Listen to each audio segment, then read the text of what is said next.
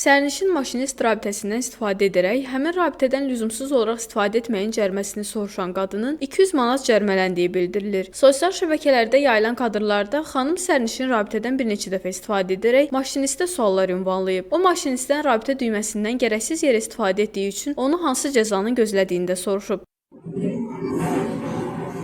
Buyurun, danışın. Düyməni basmağın nə qədər cəriməsi var, demək olar? Nəyi batmalın? Düyməni basmağın Əlaqə başa çatdı.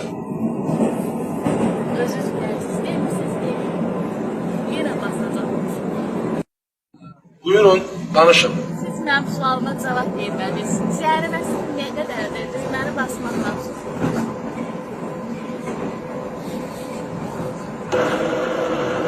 50 manat cəriməsi var. Əgər vacib olmayan halda basmışsınız. Əlaqə başa çatdı. Çox sağ olun, təşəkkür edirəm. Qeyd edək ki, Bakı metropolitenində qadağan olunan hərəkətlər siyahısında sərnişin maşinist rabitəsindən lüzumsuz olaraq istifadə etməkdə var.